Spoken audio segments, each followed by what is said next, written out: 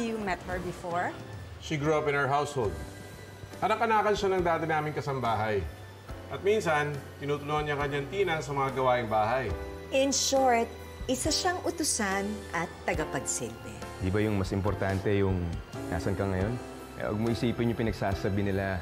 Tandaan mo, ang tunay na kaibigan mo, hindi magbabago sa'yo kahit saan ka pagaling. Paano nagkautak sa inyo yung hipag ko?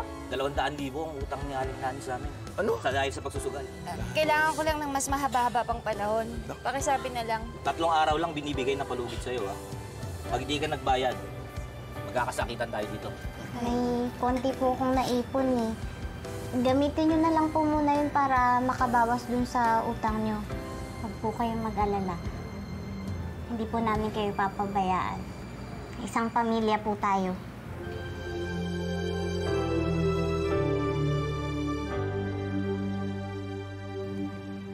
Emong, mamaya ka na magbukas ng shop. Mag-agaan muna tayo. Sige ate, mauna na kayo. Ayusin ko lang yung shop. Emong. Lilet, anak. Po. Pakibigyan mo ng kape ang tiyong mo, oh. Sige po.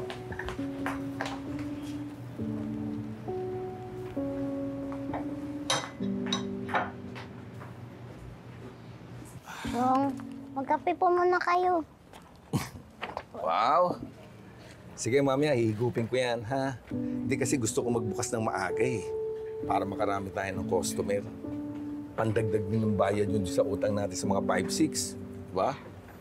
Ay, hayaan niyo po, Chong. Mamaya po, i-withdraw ko na po yung savings ko sa bangko para makadagdag po dun sa amount na binubuo natin. Naku, wag! Nakakaya sa iyo yung Lilit. Ano ka ba? Imbis na gamitin mo yung ipon mo para sa sarili mo, eh. Nadadamay ka pa sa problema namin. Di ba? Chong, wag na nga kayong mahiya. Eh, bukal naman po sa loob kong gawin to, eh. Tsaka parang magulang ko na rin po kayo ni Chang. Malaki po yung utang na loob ko sa inyo dahil kinupkup niyo po ako at tinuring niyo ako na totoong pamilya. Ikaw naman? Hindi po kagaya nung iba na kinahihiya ako at mababa yung tingin sa akin. Bakit? Sino yung kinahihiya ka? Ay, halina kayo. Kumain na tayo bago pa lumamig ang pagkain.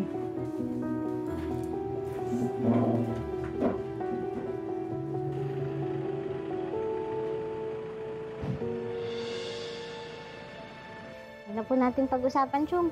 Wala naman po akong halaga sa kanya eh, kaya wag na rin natin siyang pag-aksayan ng panahon. Emong! Oh, ano ginagawa niyo dito? Hindi pa naman tapos yung palugit namin, ah. Binubarningan ko lang kayo para magbayad ng utang. Oh! Hoy! Ito tama na! Huwag niyo saktan si Chong! Manali ka, di pa tapos ang kwento. Hindi pa laging talo, ay nagmamahal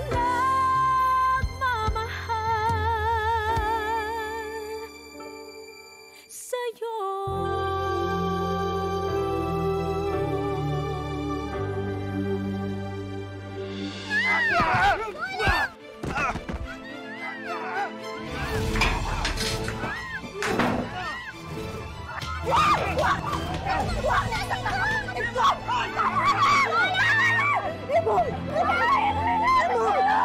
Kasi ulo!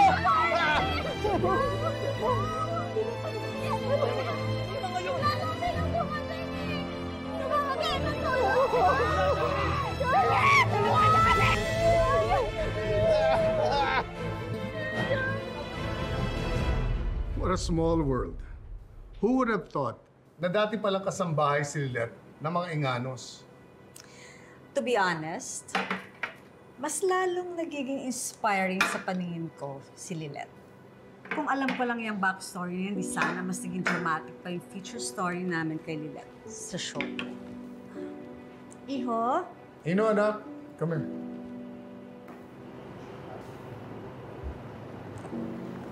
Speaking of the Enganos, how long have you been dating their daughter? I must say, bagay kayo ni Trixie. She's pretty, smart, at galing pa sa magandang pamilya. She's all right, I guess. Well, she better be more than all right. Because we set up a dinner with her family. Hindi kami mag-e-effort ng mami mo na maging close sa mga Inganos kung hindi ka marunong magseryoso sa mga babae. Dad, Ilang months pa lang kami nagde-date ni Trixie. You can't expect us to be serious right away. Nasa process pa lang kami of getting to know each other better. All I'm saying is stop fooling around. Hindi makakatulong sa image mo or sa reputation ng pamilya natin kung hindi ka nagsiseryoso sa mga babae. Anak, I have big plans for you. Someday you're going to be a senator or a congressman. Kaya dapat ngayon pa lang, conscious ka na sa pag-build up sa karakter mo. Tama ang daddy mo.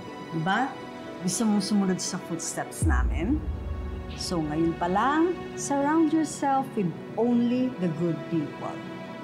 Katulad ni Trixie ng mga Enganos. Okay, Mom.